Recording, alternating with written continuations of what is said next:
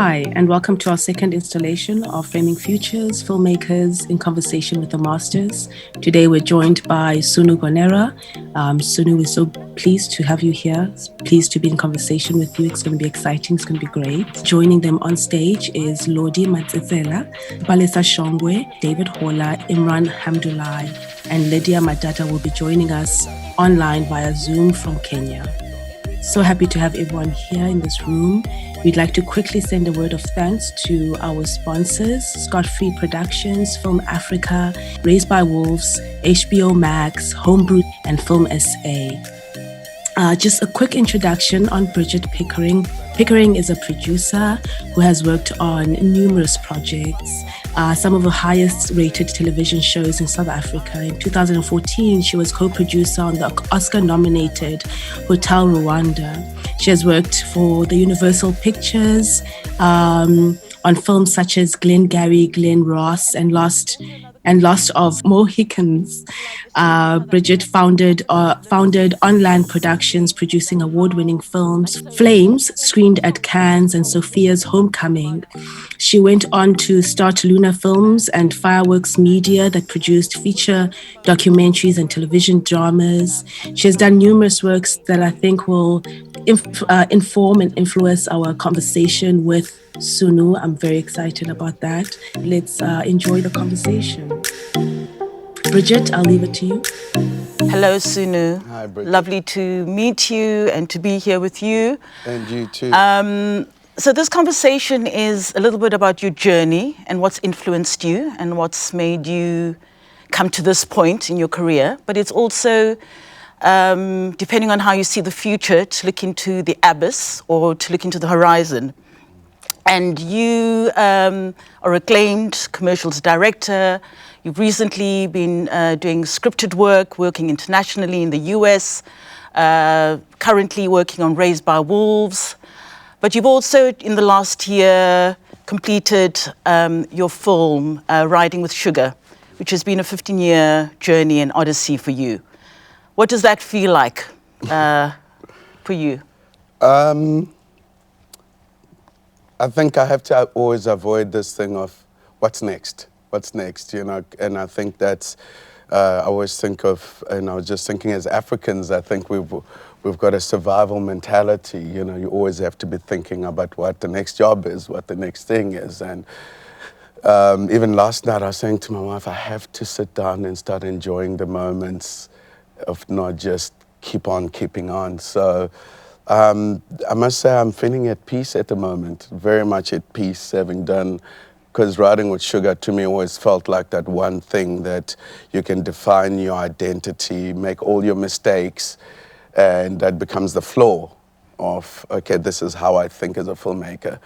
So it's a very good place to have done that at home, you know, that's like digging your roots deep, you know, planting your flag. This is who I am, and I'm going to grow from here. So, great. Yeah, feeling in a very, very good space and at peace. That's great. Yeah. That's wonderful to meet you in this moment. But obviously there was a kind of beginning and there was a kind of inspiration.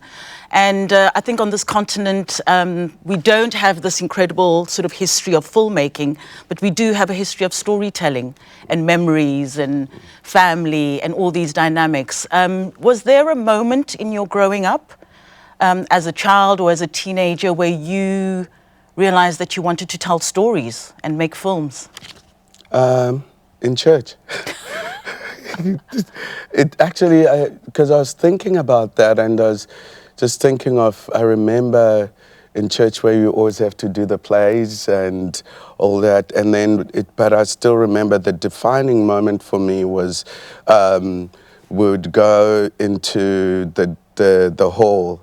There was like a hall, the central hall in the township, where we'd go and watch movies, and they used to have these epic Bruce Lee movies, and I remember that yellow, you know, tracksuit, yes. Enter the Dragon. Enter the Dragon. That yes. And the mirrors and all that, and I remember the way we got in, because it was 5 cents to get in.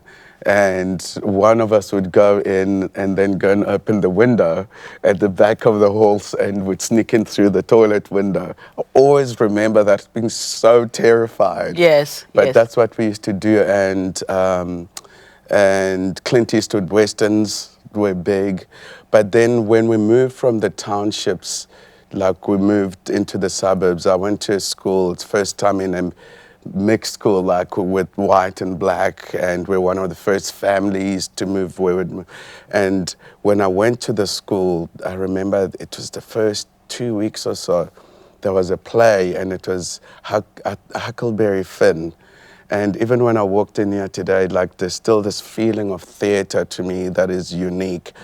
And my dad took me and to the school, and it was nighttime. It was just a totally new experience. And I remember standing at the back, and the lights were down. And one of the characters, I think he plays Long John Silver, had a chain around the thing that is dragging across. And the lights are dark, and you're hearing this, who's that talking? And I still remember that moment. To me, it was real. This guy with the chain was going to get me. It was just, that moment you just like, and I always remember that and the Bruce Lee movies and Clint Eastwood, just one guy against 1,000. So it was, then I saw Ben-Hur, and that had a big impact on me, too. But it's that moment in theater for me. That was very real, because it's real people, and also when you're growing up in the townships, and also we had the wars, so when you're 5, 6 years old also, so the sound and the audio of it also is very clear for me. So that, and then going into the theater, you're like, I want to do So it was evoking all these incredible emotions and feelings. It's funny you should say that about Enter the Dragon, because it's also a film that I remember, and the scene I remember is him tripping the girl, leaning into her and saying, "Do you want a kiss?" And that was like, I guess, that defined my sort of romantic history. So that's really incredible. You then enter the industry. How does that work for you? And you go into commercials. Reading was a big part in our family, because my dad said, I'm taking you through to high school, to all of us, and that's all I can do. It's the best I can do. After that, you're on your own. So we grew up reading a lot, and in Zim we had A levels and the British system, so we had to do Shakespeare and all those things, a lot of that, the plays. And I did a play. I got into a private school, after years of writing letters begging for a scholarship. And in my first term, the first 3-4 weeks, there was a big play. I was forced to be in this play, because the senior said I had to be in this play.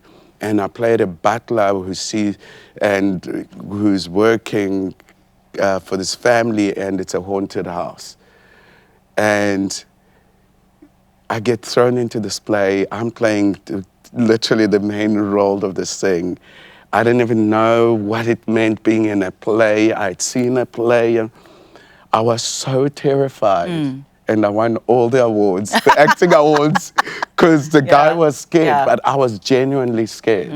Okay. And I still remember the lights, and I ended up doing plays, all the plays every year, and producing and writing, and I didn't even know something got me. And I was able to do it because I was fortunate. I had a God-given talent with sport. So, and in those schools, if you go to sport, so rugby and cricket, I really excelled.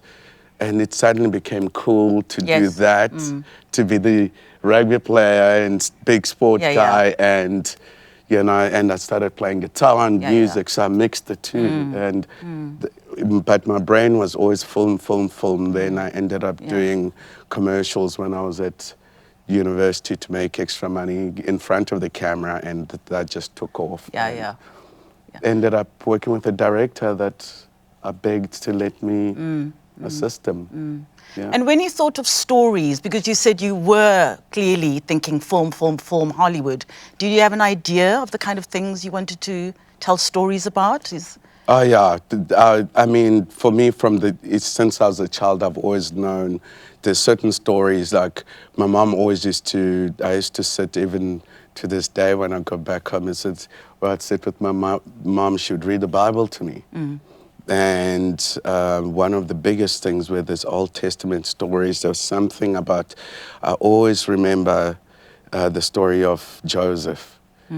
This guy with a dream that your own brothers hurt you and you get sold into, and he ends up being the person. Then you get David, he's the shepherd boy, but he's busy practicing, looking after sheep, but then he ends up being the shepherd of Israel. So you start reading this, everything was just connecting for me, and those kinds of stories. That's why I said when I saw Ben-Hur, what got me in Ben-Hur is the scene in the bowels of the ship when they're rowing the boats and they're being whipped. You know, because also you're growing up as a black man with all the stuff right in front of you, and you see that. Then I saw another movie that had about Auschwitz when I got into the school. I still remember it very clearly. And then when I saw Schindler's List, I was like, okay. Everything I feel, this thing of justice and pictures and the music I used to hear and the gospel songs and the modern songs, you can put it all together, you know what I mean? It just felt, so it's stories to me that are very rooted in search for identity, search for belonging, outsiders looking in, the wanderer.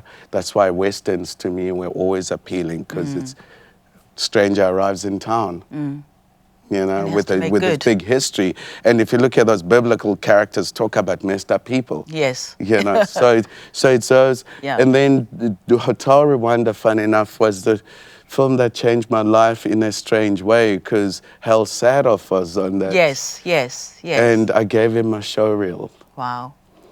Every time there was an American person in town, I think this is Yeah. I was talking actually to some people from Scott Free, and I was saying, I'm sure you've got Riding with Sugar script somewhere deep in there. I gave it to everyone. Yes. And that was the short. Yes, and when Hotel Rwanda was happening, and I remember seeing, it's the first time I've seen Africans like on a film like that, having seen Schindler's List. Yes. That was a film that was changed. Yeah. I was like, oh, big stories with meaning. Then that came, I was like, oh. It can be done. Oh, there's both sides of it. So for me, Riding with Sugar, it's part of you. It's your own story, but it's also this friend's life and that friend and this, and you merge it into a thorough storyline. But very much influenced by those films like Hotel Rwanda, Ben-Hur, Lawrence of Arabia. I always remember Battle of Algiers, and.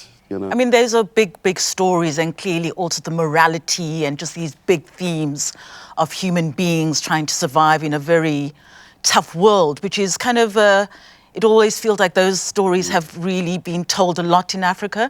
And I'd like to talk a little bit more about how you see that being translated for the future. But before we go there, I want to talk a little bit more about your sort of commercials journey. I mean, I imagine that the commercials industry is very particular in the sense that, you know, very few black filmmakers were working in it. So how did that feel like to you, working in that space? To be honest, it's right now, obviously the last 18 months for me, the best part of COVID and the upside of it from my personal perspective has been suddenly being in therapy with as a filmmaker and also as a black filmmaker, because there's a few things I've gone deep into. You know, you're in a mixed race marriage, all the things that I'm obsessed about in story have come home to roost. Roots, belonging, all those things. You know, my son is saying, what am I? In America, I'm black. Here, I'm not even colored, because it's so all those things came. So for me, those things I realized I've come from a place of survival. You don't even think, even rugby, I want to play for province and be a Springbok. What's the best club? Oh, Marty's. I'm going to go play there. But everyone's like, you can't do that. It's just, there's no black people there. I'm like, no, but I want to get to province. That's Yes, the way, yes, that's yes, the route. yes, So I yes. don't think about that. You know, so you go there and you've been playing for Province B, but you get there, they chuck you in the fourth team because you knew. It's like, okay, I don't care, I'm good. And then you make it. And so for me, commercials, when I came into commercials, I've been doing stuff in front of the camera. I was in banking, actually, doing stuff in front of the camera. And I phoned a director I'd worked with a few times. I was like, I want to do this. He's like, no, you're making money. I was like, I've always known it's what I want to do. And I phoned him. He's like, okay, come for dinner. I had dinner, and I was like, this is what I want to do. And I hacked him for 6 months, and he's like, okay. But my thing was, I'm going to be in film. I want to do what he does. And so I did everything for him, fetched his kids, did this, but he was the most wonderful human being because I knew fetching his kids meant I can have half an hour conversation and ask him this. Whenever director was in town, I would always wanted to be the chaperone because in the car I can hear the conversations. And there were, I think, 2 black directors when I started. And I was like, oh, I'm going to be a director. And everyone's looking at you. It's like, okay. Yeah. But I guess that's the joy of coming up, their bringing of growing up in a township, but with parents that are insistent on reading and education. And you've seen it. And I had an aunt who had studied in the UK. And she was like, so I was brought up to think like that. Even though we didn't have much, I thought like my aunt and saw that. It was like, it's possible. And she bought a video machine and we stayed with her and I had a month that changed my life. We watched everything over and over. This Richard Pryor stuff, like 3 videos we watched over and over. So my brain was like, I'm just going to do this. And it was, and I pushed, and I wrote every single day, shot stuff. You know, while I was his PA every weekend, every single weekend I shot. I've still got thousands of feet of film footage that I never did because I just read this book where someone said, make your mistakes by yourself. I was like, okay, I'll just make, I'll just shoot every weekend, go to the film lab. You know, and they taught me how to expose film because I couldn't buy a light meter, so I had to learn how to expose without a light meter. Go to MCC, and when the focus pullers are there, they show me what they were doing. And what's interesting on Raised by Wolves, I'm seeing crew. I was a PA, like just walking onto a set and hugging people that saw you as a PA and are some of the best crew on the planet. And they're looking at you like, wow. What a journey. And as a black man, it means something totally different. And everyone knows. Yes, and there were these beautiful moments with some people who, for me, so it was hard. But my head was just, I'm going to go to Hollywood one day. I'm going to do this, learn as much as I can in commercials. And I just shot. When I started doing commercials, I was always focused on Africa. But I didn't know it wasn't cool. Yeah. You didn't realize it wasn't cool. When did you find out it wasn't cool? After 1,000 rejections with Riding with Sugar, not even a joke. What were people saying to you? Oh, no, it's like, oh, yeah, it's cool. If you change the guy to be white, we'll make it. If you do this, and sometimes you're like, that's one never happened. But I thought, oh, we rewrite for this. You rewrite that over 100 drafts. And I remembered, I was just like, this is one I've got to do where I make the mistakes. If it fails, it's because I'm not a good filmmaker, not because.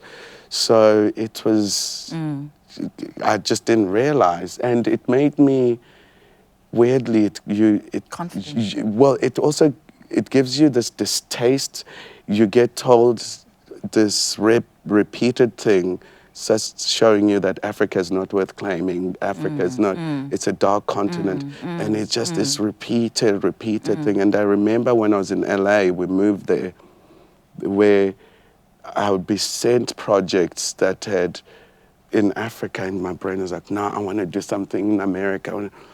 And it never set right. Even when I did Pride, weirdly, if you look in Pride, there's, I don't know how good I was. It's a film set in 1973. I've got African singers. I wrote I wrote a song with John Legend where I did, if you listen to it, it's a mixture of Sizongoba Simunye, you know, I was just saying all these things. They were like, what does that mean? I was like, no, we're just going to do it. We're just going to do it. Yeah. So it was deep in me, this thing, and I had to do all that to realize actually the power of me as a filmmaker is knowing my roots, my identity, who I am, because that's what I bring in the room. Not trying to be African American, because that's taken. Yeah. And how does that work in terms of your process now? So you clearly had a film that you'd spent 15 years trying to make. You've made that film.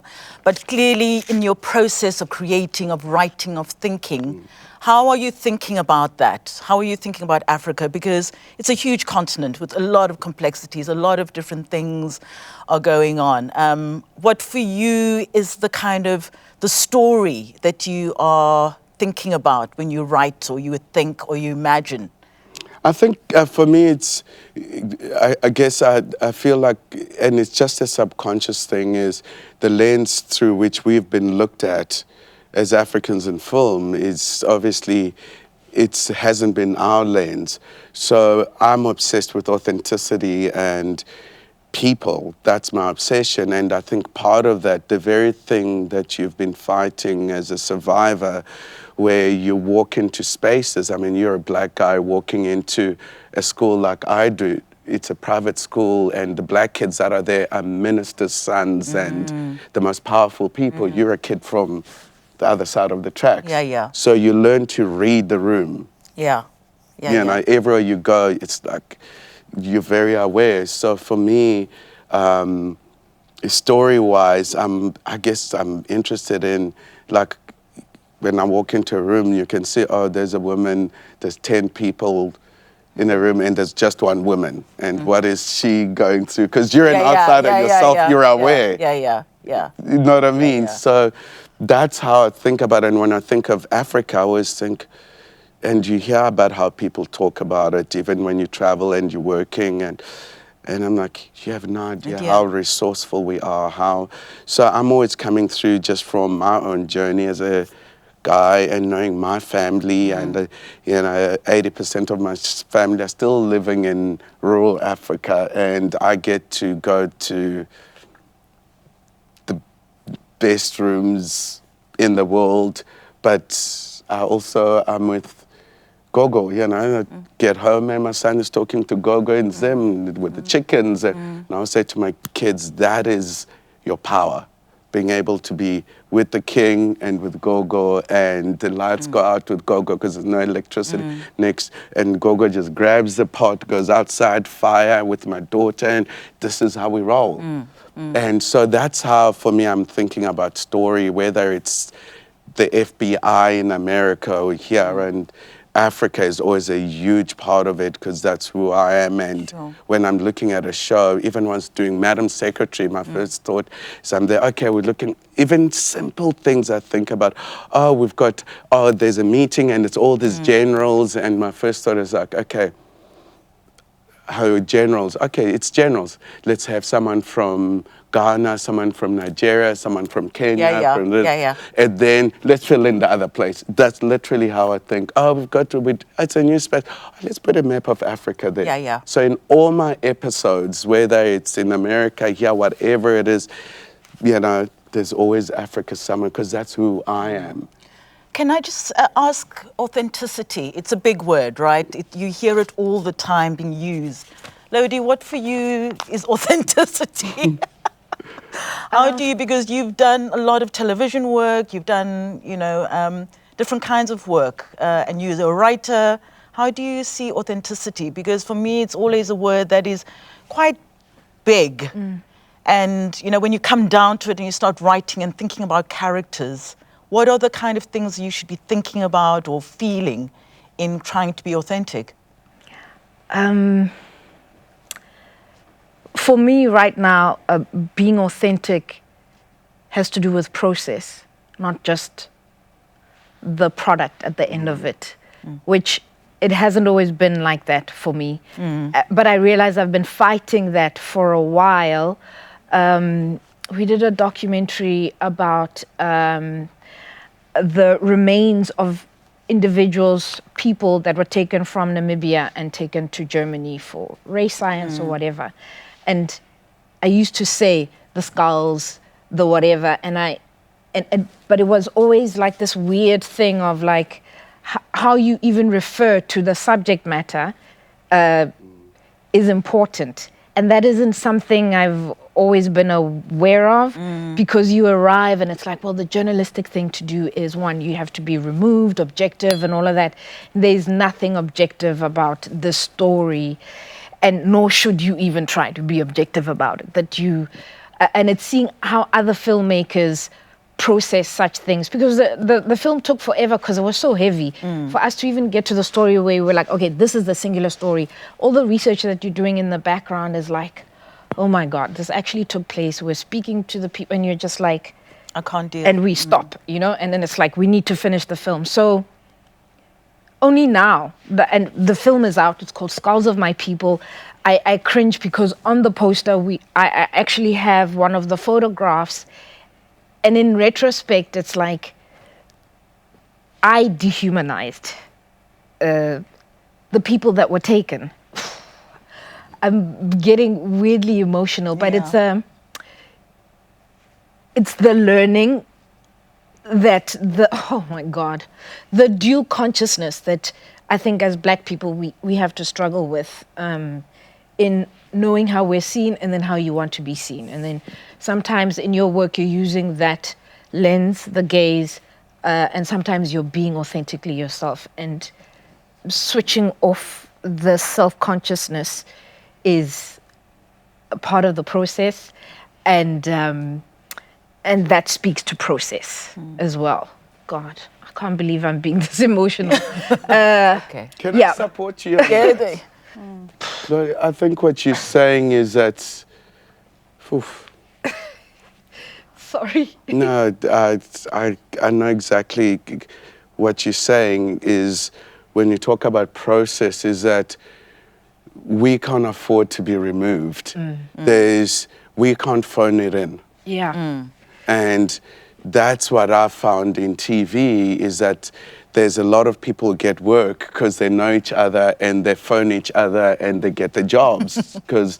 And then you've been in the trenches trying to survive. So when you see something on paper, you pour yourself into it. You can't just be, I thought I'd be, this is what's expected as a filmmaker is to be, okay, this is what we're going to do. We're going to shoot this. Yes, it's all. And I'm like, no, this is my mother, this is my father, this is this. For me, it's not a, so the process is way more important than even, you're going to get an amazing end result if we can't phone it in. Yeah. You can't. Yeah.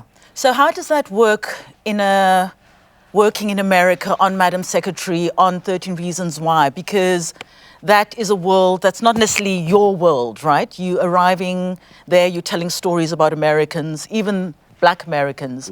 How do you engage with that subject or those stories and directing them? How does that feel like for you? I think it's exactly what she's saying. So for me, when I arrive, I'm reading. So my process is, who are these people? And who am I in this story? Which person do I most relate to? And I always start that way. Okay, who's number one? Okay, it's Madam Secretary. What does she want? Okay, she's probably has the most important job in the world. She's a mother. She's a woman. Okay, so let's start there. She's a mother. What did she want? All she wants to do is to keep her family together. Before I even speak to anyone, I'm just thinking of a mother and thinking of my mother and a woman in that position. First, she's just a mother trying to keep her family together. Oh, it happens that she has a job that is the most important job in the world, and dealing with egomaniacs and males and trying to stop them from pushing the button. It's the same thing as she has to do at home, stop her kids from pushing the button. It's the same thing, just, okay. And then that's where I go, okay, who is this person? What is her perspective on the world? What is it? So I just go from that. And, you know, she becomes my mother or my sister, or her husband becomes, you know, a friend that is married to a very powerful person. I've got lots of friends that are married to actresses. That are big actresses, and they're just a school teacher, and I've observed that. So, okay, I know how to deal with that relationship. The president, oh, this is just like X. So that's where I go from, and me as an African, the part of it that starts to come out organically is when I'm talking to the actors, and for me, is we are storytellers, we are engaged. Oh, you know what? This reminds me, I remember as a kid, this happened, and I remember as a car drove off, there was a bomb that went to it. And when you're talking, for me, that's just who I am. The eyes are like, oh my, what? You've just said, like... You've opened a door, kind of. You're saying that happened, but for me, it's life. So that's what also starts to bring the authenticity. And I don't get caught up. The technical, there's brilliant people that can help you with the technical knowledge. There's, you know, CIA people, ex-CIA, you can ask, how does this work? But for me, it's about the people. It's a mother that's got a job. And the hardest job in the world. So one of the things you mentioned is this idea of being seen, which I think for... on this continent, or the way our stories have been seen, have obviously been very particular. Have you noticed a change in the last kind of years? Because you have been traveling between the US and I assume around the world. The idea of how African films or Africans are seen in the world and how we're perceived, because you obviously have the film, but it's how are people perceiving a whole continent of people? Is that something you've noticed? It's massive. I think we have to catch up as Africans. Yeah. I don't think we're quite aware of how much power we have. It has changed, and it's been particularly the last 2-3 years. But who you are has to walk into the room, which is part of process, how you start. So for me, in walking into a room, I'm walking in as Sunu, who was born in Zimbabwe, who is South African, who lives in America. I'm a tripartite person, and that's part of who. I'm not going to deny the Zimbabwe. I'm not going to deny the America. That's who I am, and that's what makes me unique. I'm not going to try and fit into a box, and this is how I approach the work, is from character, because all that matters is what we see on the screen. Sure. So let's start there from an authentic place, not reposting what we've seen in 500 other movies. So in a way, you're describing yourself, you're describing a complexity which is often not afforded to Africans and African characters. Palesa, I want to ask you, how do you, when you write, when you think about this, because you both are writer-director, how do you start to construct complex identities, complex characters that are not necessarily that the world knows about the continent? What does that look? How do you do that? How do you start to think about that? I think about moments. I think about maybe something that Sunu, you've said that resonates is being able to walk into a room and feel it and read it and try and sit in the different chairs that people might occupy and try and like empathize. So use like how your positionality produces a kind of sensitivity to things. Like if you're an outsider, I think we can all relate to that in many different ways. Also, if you've been someone who has had to maybe negotiate their way into rooms and so on. So there are ways that your particular experience produces the potential for empathy, and I think that resonates with me. But I think that when I'm constructing characters, and I think maybe this goes to process as well, Lodi, I've been taught to think about the want, the flaw, and the need. And those become very useful tools for expressing what you're going through. But for me, characters are emotional experiences, and they are temporal experiences. So what I usually do is I let a kind of time happen to me, and I have to allow emotion to happen to me. And sometimes it's very scary because you don't know what your character is asking you to feel, and you don't know where they're trying to take you. And sometimes it gets very inexplicable, and it becomes about this kind of channeling and sitting with characters. So usually it's about asking. I think that orientation towards a character is more interesting than telling a character what they are, but walking into the room, and when you're presented a character, asking, who might they be? What are they feeling? And characters, in a way, usually are quite articulate. They usually eventually start to tell you what they're trying to tell you. And so I think when you're asking me, how do you bring complexity to the construction of a character? What I'm seeing the opportunity of is to offer this idea, which is that you are not constructing a character. That I think the work that we do is about allowing ourselves to let things pass through us, and it gets very deep and weird.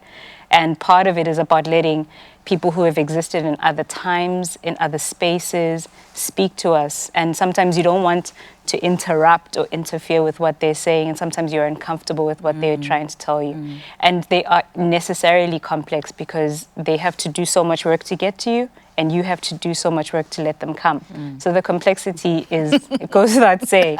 Of course, when you're trying to get funding, then you're like, I was going to say to you, how do you explain all this to someone, and not only funding, but it's also to the wider world? Because I think one of the discussions is about that we are, we seem to have this kind of quite complex relationship with the world, So yes, there's America, the money, there's Hollywood, all of that our energy seems to be focused on. But then you've also had industries in the world which have been so rooted in who they are, the Iranians, all these kind of film, and the Mexicans and all of that. So the question is, what do we choose? Who do we choose to be as a film industry, as a film community, in terms of how do you stay authentic but also be global? I think it's what she said, and it's what she said, which is authenticity and process. And because for me, that is what I started with when you said, have things change? I said, we have to catch up with how everyone else.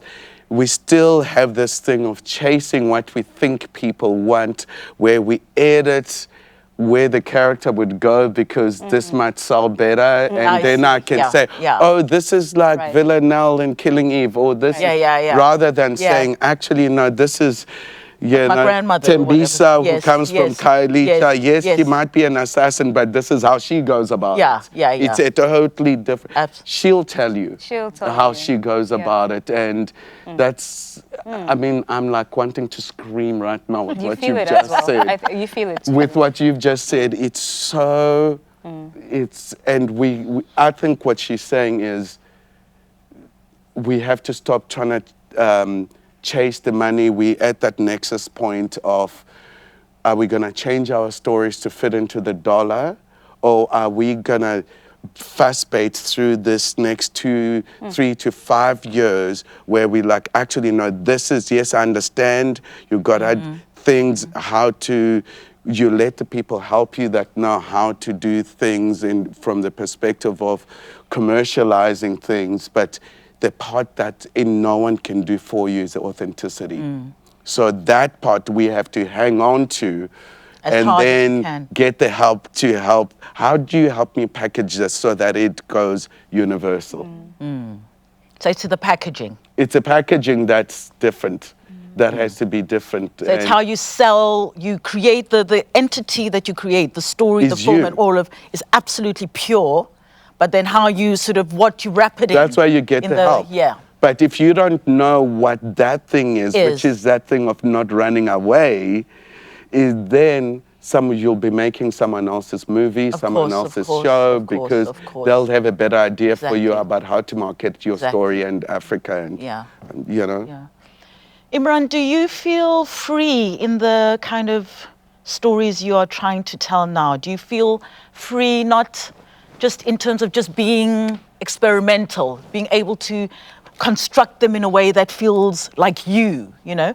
Do you feel that, or are you feeling you're negotiating all the time? What are your, where are you at with that kind of process? It's something I've been thinking a lot about, and I got goosebumps when Palisa was talking. You feel it? You know, something that I think as filmmakers living in the developing world, we don't talk about enough is the spiritual. Yeah. And how creativity is spiritual. And, you know, just coming back to authenticity, I think a big part of that process is looking inside of ourselves. And what I mean by that is looking back. Where do we come from? Yeah. What are the voices of our ancestors and our forebears? What are they saying? And I think in there is where we'll find authenticity, and how that we'll then realize how that materializes into the world. And you know, the other day I was in a bookstore, and the classic novel shelf, I was looking at the titles, it's all white, and it got me thinking. You know, I was like, what are the stories? What are the storytelling traditions of our ancestors? You know, so 3-act structure was written by a white man for a middle-class white audience. So if we look back within ourselves at our histories, what are the storytelling techniques that our ancestors were using, and how can we now take that and bring it into what we do? You're about to freak me out right now. Carry on. I'm just like, Okay. And I think that's something I'm thinking a lot about, and you know, just like disrupting and subverting just the status quo. I think there's something that's broken there, and I think it's our responsibility to kind of address that as filmmakers. I think. you're exciting me, right? This is just like, Well, so, can I just jump onto that? Sorry. So what you're talking about is, what is our point of view? And one of the things I talk a lot about, and it's come from going back into history. There's a project I'm working on that's a TV show that we've developed about one of the great African kings.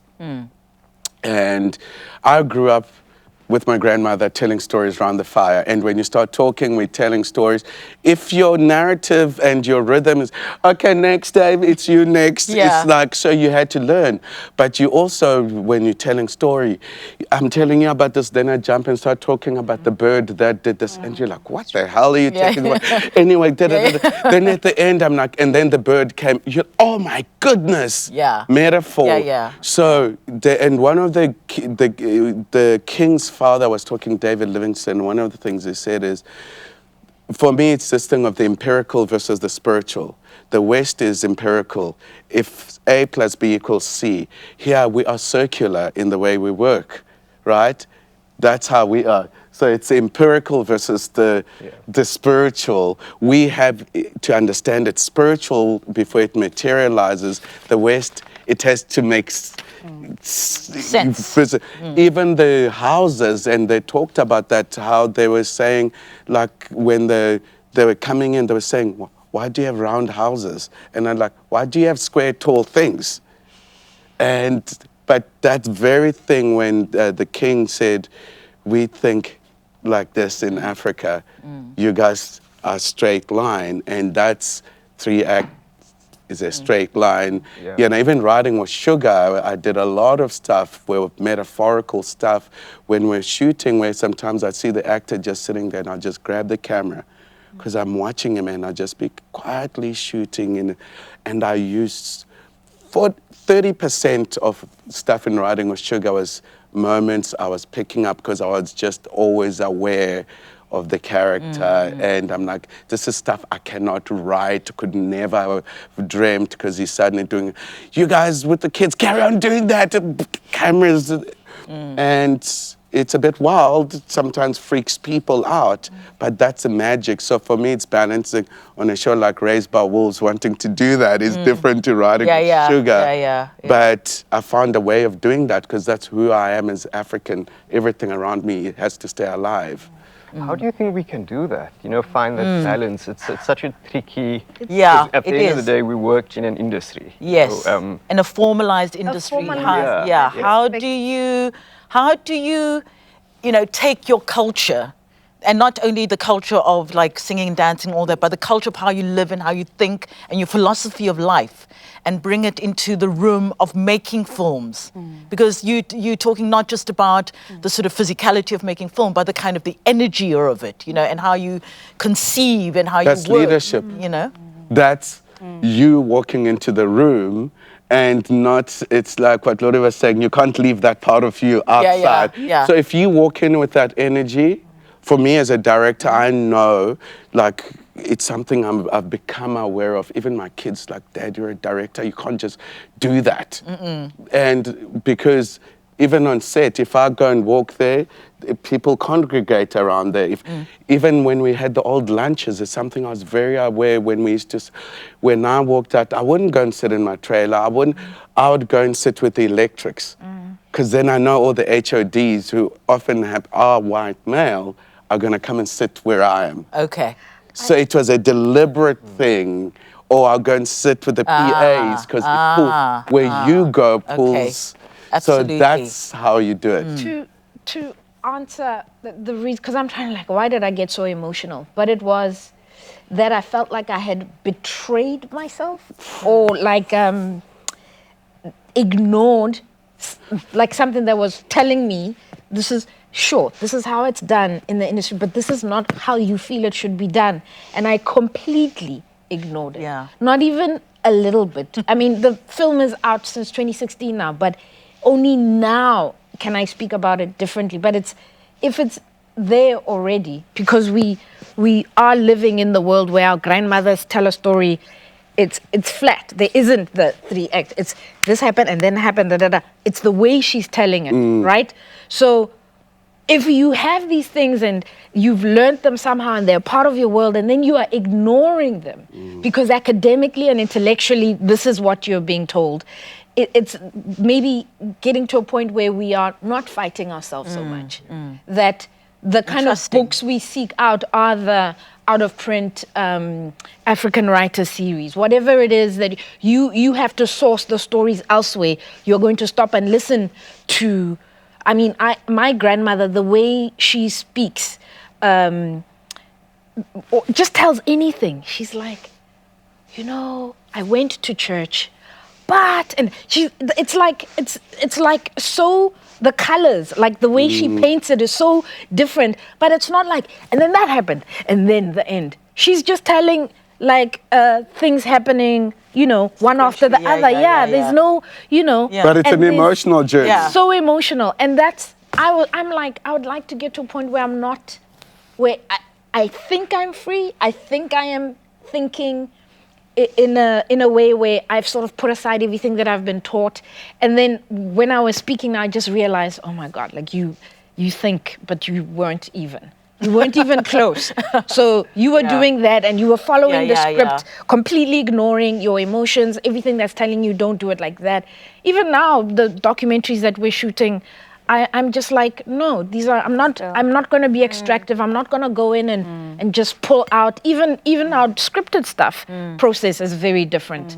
Especially with Jovijo, with the writers are very integral. I mean, the dancers are very integral to the process. They have complete ownership of it.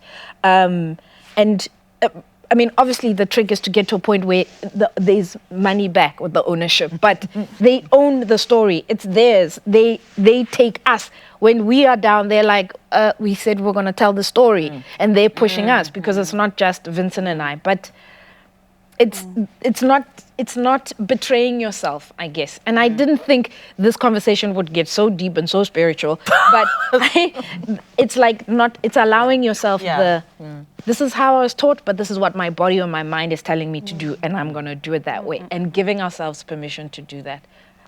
That's where I'm at least. David, I want to ask you a question as a producer. You work with a director who's quite experimental in the way she works. How does that work for you as a producer, having to go and get money and also manage it, because we're talking about a way of working which is kind of a freeing, Yeah. As a producer, as a person who has to be worried about schedule and, the kind of the physicality, the money, how do you deal with that?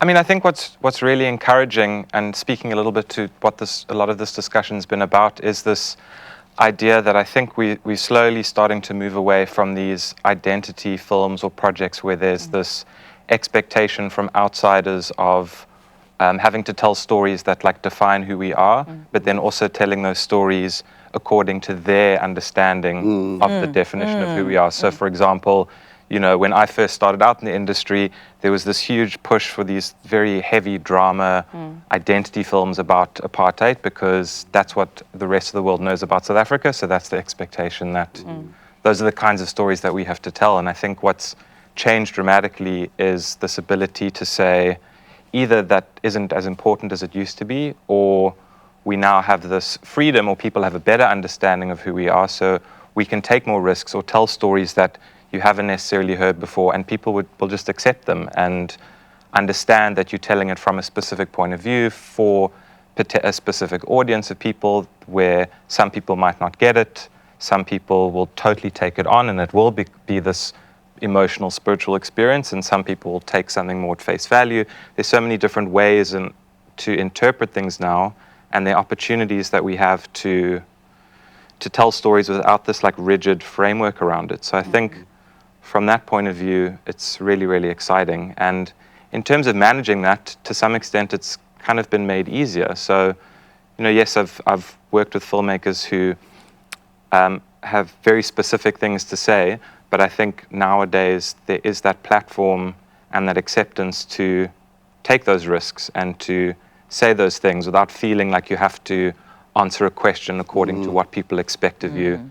So, it hasn't actually been as hard as I thought it was going to be originally. Of course, it still takes forever, and the sort of tenacity and commitment you have to fight the fight to get your voice heard on the sort of international stage is still incredibly challenging. And I've also worked exactly. I mean, I've worked on projects that have also taken 5, 6, 7, 8 years to realize, and in the same breath, more recently, I've also worked on projects that have taken a year from start to finish, because of the more of the freedom that we have now to be able to just tell the stories for what they are, and to not have to sit there and rework things and try and make it fit into this mold or model that people expect, and that's actually it's been quite sort of empowering from that point of view. Still incredibly hard, and still. Your level of commitment and tenacity is kind of off the charts most of the time, especially as a sort of independent filmmaker. When you're not working with a big studio or with the backing, where you're kind of doing everything by yourself, having to nurture it by yourself is still incredibly hard. But it's definitely that the shift has been really noticeable in the last couple of years. Cool. Hi, how are you? Lydia. Hi, hello. Good. I hope you've been listening to the conversation. Yes, I have. Great. So, I mean, South Africa is obviously very particular, with a particular history, the way we work, our funding models, whereas in the rest of the continent, there's very little of that support.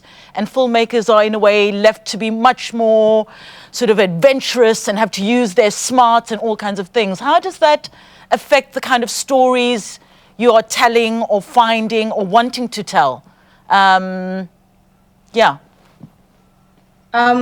That's a really dope question.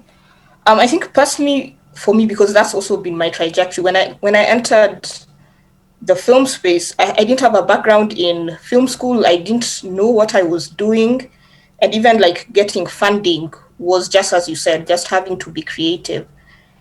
And what that has done for me personally is I'm able to tell stories that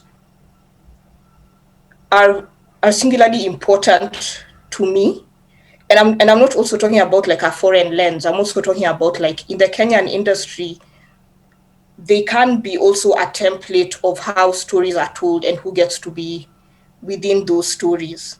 So even when I've reached a point now where I'm invited into writers' rooms to contribute, I've made sure that my films remain mine, figuring out how they'll be funded so that they don't have to be tainted with that kind of idea that we are like mass manufacturing films, and this is the only way that people can consume films within our country or for a global audience.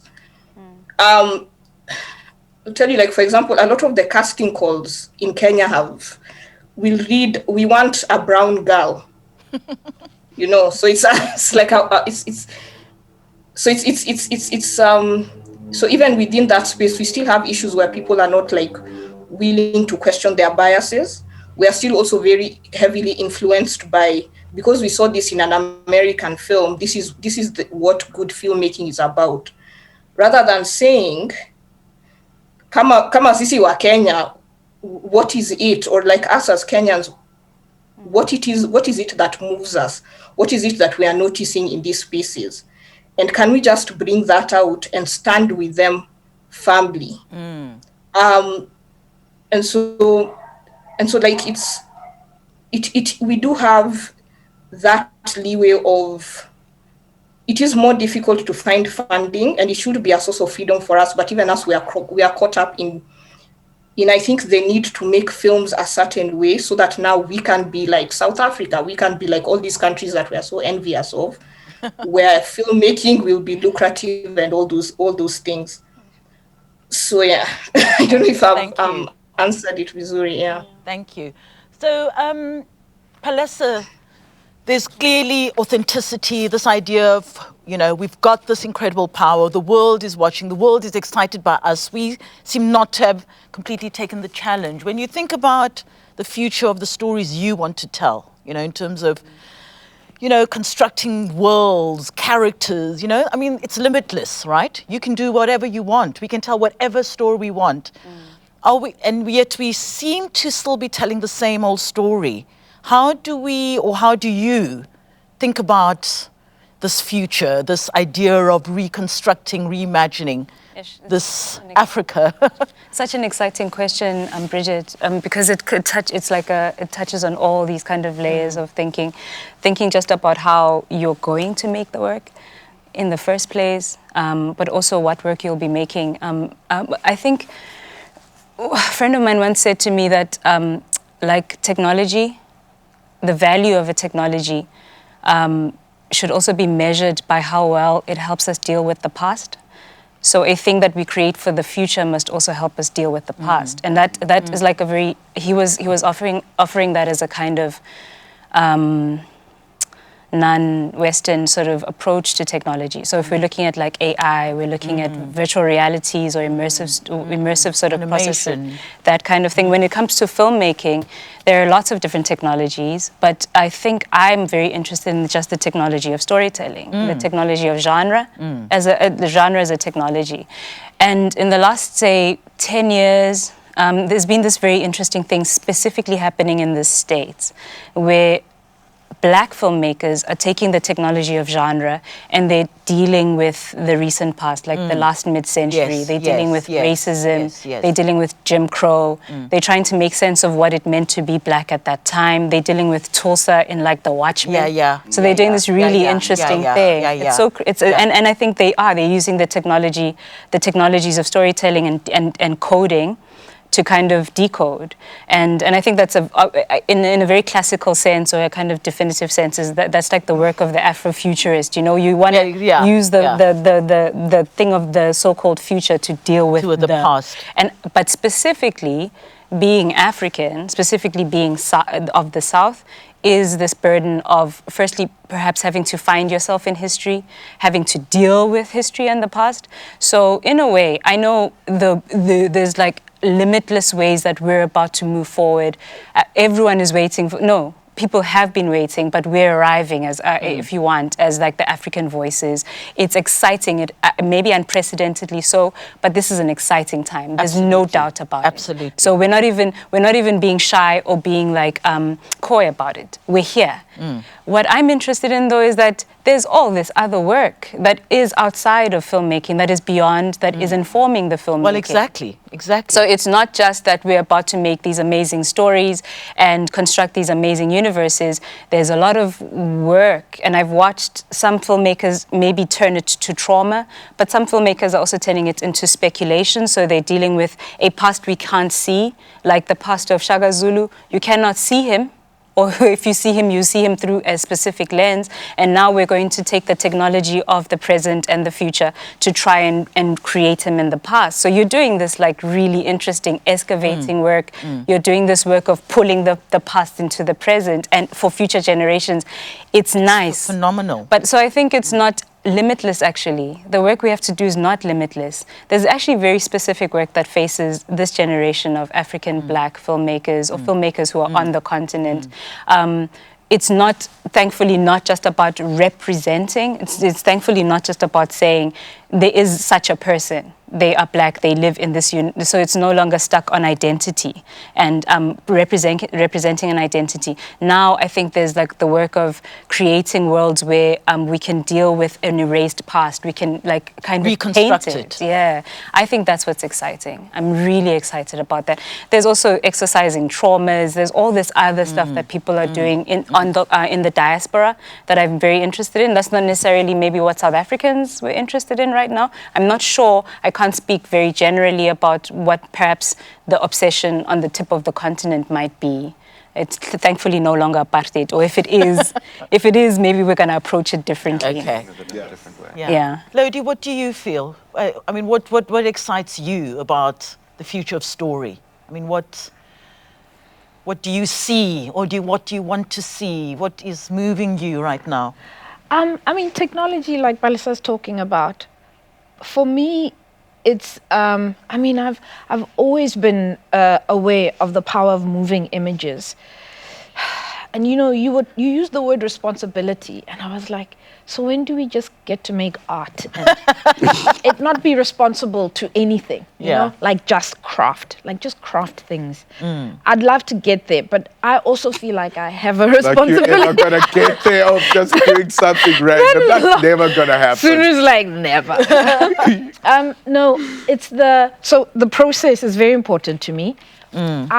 You were like, what are South Africans obsessed with right now? I don't even think we have a say, right? Yeah. I think we're just bombarded. There's a deluge of telenovelas, mind-numbing content on the platforms that we watch the most right now, which is television. What was weird is like Encounters is on now, the documentary film festival, and I'm like, I tweeted and I was like, we have more access now because of COVID than ever before. You're streaming anyway. $50. We are all buying things online now. Everybody's doing everything online.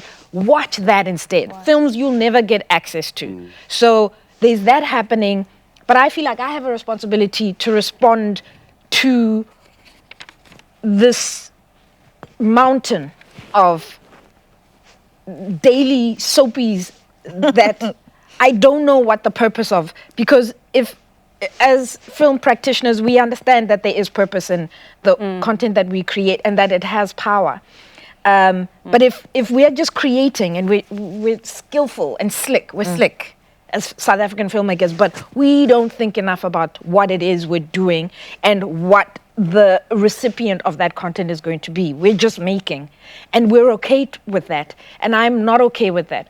So much so that I'd much rather create responses to what people are seeing daily, even if it's in small pockets, to say that is not the only way you can see yourself. And the process is important. So podcasts for me, and I'm not talking about the MacG now, it's become like tabloid podcasting. I'm talking about the real excavation stuff that you're talking to, that NPR has been doing for years, that I'm like, this like is what we're doing now. like what we're doing now. It'll be, we can cross language, time, all of these barriers that we have just through audio. So for me, podcasting is like, and I'm a ravenous like consumer of that, and that's what I think we can do. And in these small ways, other ways in which we are creating, like you're talking outside of, if you're a storyteller, you're a storyteller, whether you're doing it through moving images or not.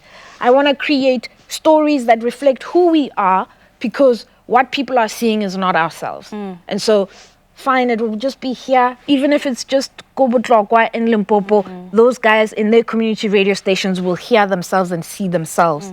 And that's the work that's exciting me. Like, that's where I'm going. As much as I'd love to be in the, do some HBO Max show too. I'd love to be in the writer's room. I'd love, but there's also, I'm like, my work, my responsibility right now, where I am, this is what I'm going to do. We're going to do these podcasts. We're going to do the community work. We're going to engage. We're going to train.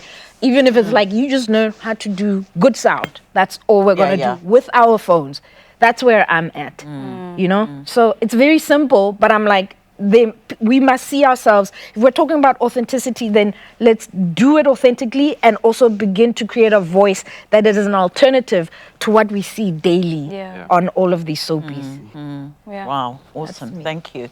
Imran, do you think of an audience when you are creating? Do you think of who's going to watch this? Is it your mom? Is it your dad? Is it your sister? What are you thinking about? Who's going to watch this? Because it feels like a lot of times we are not thinking of an audience. We think of ourselves as the audience. What do I like? What do I want? Is that something that kind of concerns you or you think about? I'm not sure if I think about an audience as in, like a physical stand-in, like a paying audience. I think when I think of who's going to see this film, I'm definitely thinking in terms of like, why am I writing this? Why am I making this film? And that comes back to like, striving for authenticity, striving for truth and honesty. And I think when you lead with that, I think that an audience finds that. An audience appreciates that, But I find it, I would find it difficult to write for an audience, I think it's just a case of being introspective and trying to find the integrity in the story, and the integrity in who you are, why you are doing this. I don't know if that answers the question, but yeah. You can't phone it in. Yeah. This is one of the most amazing conversations for me, just the joy of being around people that are saying, because we're all sitting here like, actually we're doing this. It's not like one day when. This is one day. And I think how we go forward, even for me, every conversation, I felt so isolated. Because when I wanted to do these things, I was told, just you can't do it, even when I was doing commercials. The mockery and do you know how many people even have phoned me in the past, like when with Madam Secretary and things, are saying, oh, did they get someone asked me, genuine question, did they have a white guy look over you? And I'm like, even with pride, people are, that's why I just was like, I don't tell anyone what I do. I just get on with it in my little patch. Like you're saying, find your thing. And it's the thing I say to my kids, build it and they'll come, from the movie, but also you get to practice with no one watching. Do the free throws by yourself. You know what I mean? That's the hours you put in, because then suddenly you're like, oh, I'm just sitting here thinking, I'm not on my own anymore. Literally, I felt so isolated. Actually, a person that helped me a lot, funny enough, is Cheryl, because even with Raised by Wolves, it was a thing for me. It was going to be the first time of my dream coming true of one foot in Africa, one in America, but you're now sitting on literally the biggest production on the planet. The scale of it didn't scare me at all. I was going to ask you that. Did you feel freaked out at all? I didn't feel freaked out about any of the actual work.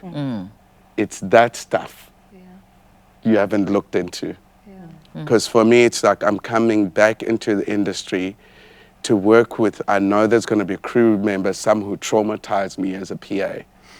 And now you have to face throwing cups of coffee away without tasting, saying, go make another one, go make.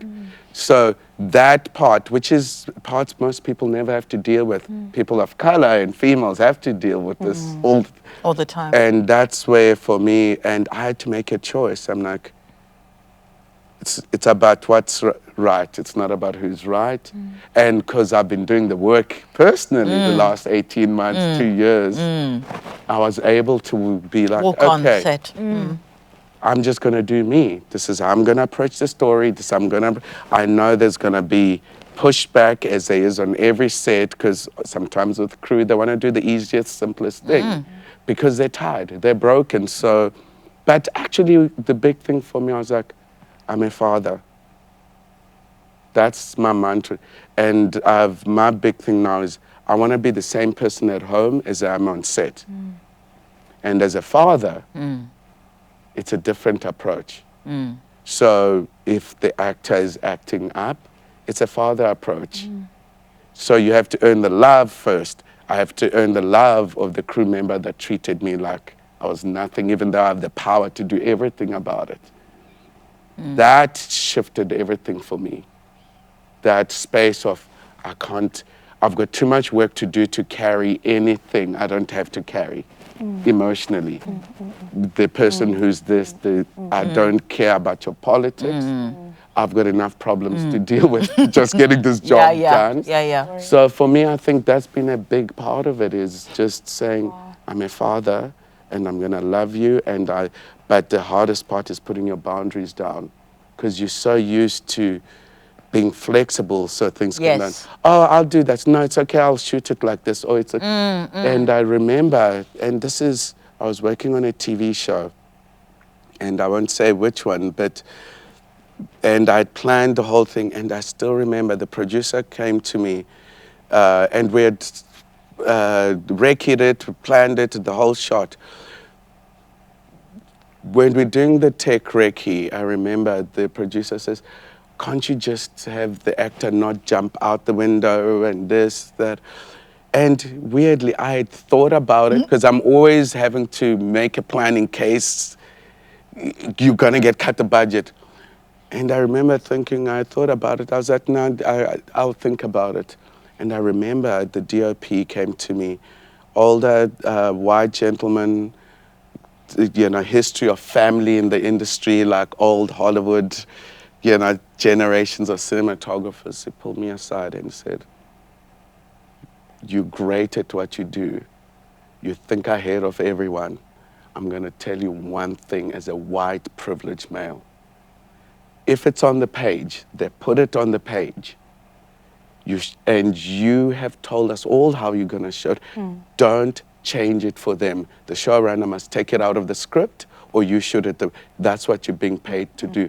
Start telling them to bleep, bleep, bleep. Switch. Because he's like, and he said to me, do you ever see white male directors doing that? That's what, this is a white male. And I'm like, and I was just thinking about all this, and I know what you were saying is put your boundaries down. This is the job and even Raised by Wolves was part of it. That's for me is about, but also not feeling bad for saying no. Well, exactly. And apologizing. Oh, I'm sorry. No, actually, no, this is not okay. And also stopping to say, when I even hear an actor speaks badly to a producer, and it was female, and I remember just saying, stopping, and I'm like, you can't gaslight her. She's on your side. No, go and apologize. You can't do that. Just because I'm like that at home, so I'm going to be like that on set now. Otherwise I feel I've lived 2 double lives for too long. And I think that's what we all say. Saying we don't have to do apartheid because that's what we're being told. Let's be us. This is a story you want to tell through this lens, and it can be about a school teacher who just wants her class to pass. And that's a mission over 3 seasons. That's an amazing story to tell to me. Or that if you tell a story about apartheid, you are being given the freedom to not have to account for history, explain why apartheid. It's apartheid. We're telling the story about the teacher trying to get her students to get an exemption. That's it. And that's in the backdrop. Apartheid. Yes, that's just the backdrop. Every film about the Holocaust and what happened in Germany in the Second World War, later they started to become these nuanced stories about individuals that are living in, the context, the historical context. So I don't think we should ever get tired of telling apartheid stories. I agree. I agree. It's about the people living in that space that makes a big difference. Those temporal Yeah. characters that you're talking of. You know, The way you tell it. yeah. sure. Because we've got it. I'm so excited. Even for me, like the thing that excites me the most is actually not even directing. Is when I get something, and I was talking to Cheryl about it earlier. I often get a book or something, and like, do you want to adapt it? My first thought is, I was like, who can I phone to collaborate? And my first thought is always, because now when you're in a position, you can literally pick up the phone and say, you know, CAA or this one, or I want this writer, I want to talk to this writer. My first thing is, and I keep saying to Netflix every time I've got projects, I'm like, no, it's a huge book, but I want to find a black female African writer that I can partner with, because they're going to show me things that I've never, yes, I know what I want to do with it, but I want a different perspective. That's exciting, because I want to see how my mom thought. Yeah. Yeah. You know what I mean? You can't give me a story about a female, and yes, I could write an amazing thing, but it's going to be very short. So for me, the exciting thing of, oh, I want to do, everyone come help me all this. And because in LA, do you know how everyone always says, oh, Ben Affleck works with this. I've seen it. You're in the room, we all having lunch, and suddenly this one's like, oh, I've got to say, Palisa, I was working on this. I'll phone you. And before you know it, you got the script. And because when you've got the resources, you can do that too. Yes. But that's my excitement at the moment. Even I'll thank Lumela forever. You know, well, it's for creating, getting me to come and meet with just such amazing people. It is about that. It is about the collaboration, and I think we are very separated. I mean, I as a producer I do call people up that I like. I do want, I do say to Paulette, come to my kitchen, let's brainstorm and all of that. And I think that is something we don't do, and that was also another question around, especially in South Africa, I think we've often been limited by the funding and we've almost been told, so the whole commissioning structure is about you do this, even the way, without mentioning names, how we are funded this is the kind of project we're looking to do. So this idea of breaking out of finding ourselves is a kind of almost psychological, it's therapy. We need therapy to kind of go, if I had absolutely the freedom to do anything, to tell any story, what would that be? I think that's, so just about your question earlier about, what do we do moving forward? Funding models, alternative funding models is something, it's such a, we really have to rethink the way we approach financing our films. It's not sustainable to wait for co-producers in Netherlands, Germany, Norway to give you the stamp of approval. We approve international access. Well, exactly. Well, exactly. That framework, it's broken, and we need to really rethink how, within the continent, are there options for us to kind of collaborate on funding models that, we're the gatekeepers of our stories, and not, Poland and Germany and those countries or the States. And I think it's exciting at the moment where they are, we talk about this a lot, David and I work together, we talk about this a lot, is it a case of, realigning the way we approach the actual shoot, the work? Is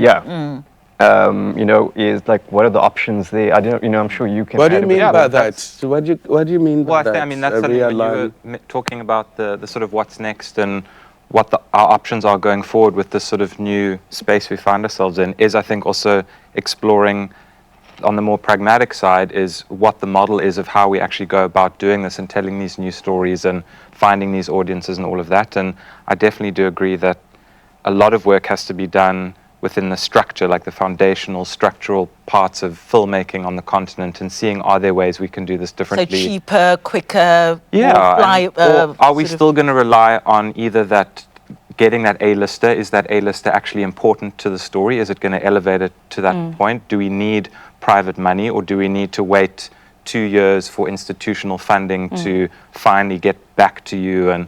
Or is there a way that you can work with a sort of team, almost like a collective of people that are working on multiple projects across a whole slate that are committed to a particular end goal, and you are working cheaper and leaner and faster to make things more sustainable. And I think that's also part of the conversation about these new stories we're telling. How do we actually continue telling those stories so this isn't just like a one-hit wonder, or we get maybe 1 or 2 films out of a country every year that are like breakout or do amazingly at festivals or have a big audience, but how do we actually make this a continual, sustainable thing that keeps going, that'll just elevate and keep building this new kind of exciting world that we're in. I think we also caught between two worlds as South Africans. So just what you're saying, Dave, is, for me, that's the part I find where we are torn.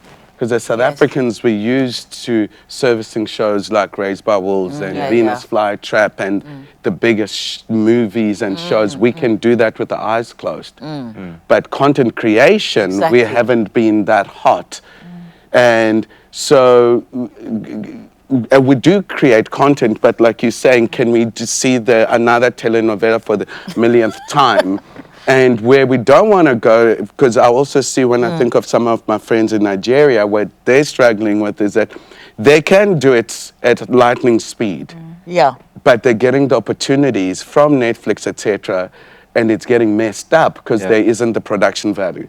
No, of course, and look, that's part of the conversation as well, is how do you create quality, how do you create stories that can stand on their own without being something that is like a throwaway. So I think that's also, and it speaks to what you guys were also saying about doing a sort of forensic investigation. The emotional forensic work is the most important part, so that there's an honest script, an honest story, authentic world.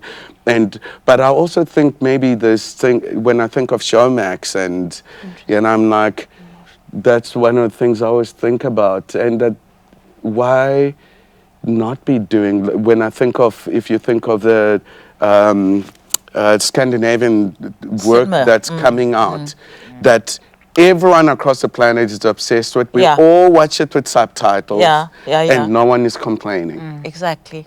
And So they're how the do we get hottest there? by doing the forensic internal work and stop trying to do it. And trusting. We're working in the same genres forever. You're not reinventing the wheel. It's going to be a drama, and it's going to be someone dead, and it's the investigating. What's exciting is putting it in Diepsloot and a cop who's also a teacher and does this and that and their lens and has a family and is looking after their gogo, who's this, and that's an interesting lens to look at it. Same thing. What's his perspective on death? What is his perspective? Is he going to touch a dead body like someone else? You know what I mean? It's so different. What does a funeral look like? I mean, I've sold a show that actually we also just got the green light for the writer's room to AMC, but one of the characters I created is an African living in America, in New Orleans. It was very deliberate, big African family, super educated, very powerful being, but that's my experience growing up. You know, we know those people, those powerful African families, and immigrant family in America. And that's interesting because we talk about death in that. And everyone is like, oh, you do this. They're like, no. We don't cremate and do this, and we can't bury them here. We're in America. I'm taking, what? You can't take the body back? It's a totally different conversation. So that's what excites me, is our lens at the moment on genre and the tried old stories. And it will always come back to that, no matter what. It'll always come back to the story. How you actually do it and how it's perceived are like completely different things that you can kind of deal with, as long as that foundational story is there. Because I think, you know, you can make a film for, you know, R500,000, or you can make a film for 40 million rand, and they could both end out exactly the same if the story is there. And collaboration. I mean, Lydia has gone. I was going to ask Lydia, because if she knew Osborne Masharia from Kenya, who's a photographer, and there's a prime example of collaboration for me where we'd work. I called him to work on a commercial years ago. We kept working together, and now we've created this TV show together. And I found out I was 68% Kenyan. I did my DNA test. 68%. And 20% something Nigerian and Sierra Leone and Northwest Europe. Wow. So that's why the thing of digging in, this is how deep my roots have been going. So the idea of I've been going African, that what does that deep. mean? Well, no, Big because the idea that you're Southern African and that you couldn't, but actually it makes perfect sense. Yeah. Yes. You're the whole That thing. your ancestors are now mostly based in East Africa. Who says they didn't come from Central or Southern Africa and they're now I found there? that they came from here today. Yes, so they actually came from found here out. to go there. So now you're like, I'm Kenyan, but actually they are Zimbabwean. Yeah, it's Do you know what I mean? crazy. So it is. But all it's saying is that you are very African. If anything. And it's the digging deep because it's helped me. This is the work I've been doing the last few years. Who am I? Yeah. Because I've been what other people have wanted me to be, playing to society's games and made a, and part of why you are crying is the betrayal, where we feel that we've betrayed ourselves, betrayed our culture, betrayed, and a lot of our generation has to deal with that. Yeah, we do. Thank you, everyone. It's been awesome. And I love the idea that we're ending on this idea of what being African is, which is so diverse and incredible and not singular. And I think that's what, for me, the kind of framing the future is that looking at this continent of 1.3 billion people, looking at its enormity and its diversity and just thinking, wow, this is our playing field. This is, we can choose from this, you know, and tell these incredible stories that don't limit us, that don't paint us in a particular way, where we are kind of quite free, you know. So that's very exciting, and it's really such incredible to hear all these deep, you know, incredible, powerful thoughts. And so thank you very much, Imran, Lodi, Palesa, Thank you. David, and thank you, Sunu. And thank you guys, and please let's connect. It's hard sometimes because people always want something, but to call someone just to say, Imran, I'm struggling, I'm going crazy. Can you just tell me I've wrote just confirm it's a horrible script. You know what I mean? Just to have someone to phone, just to say, I hate it. This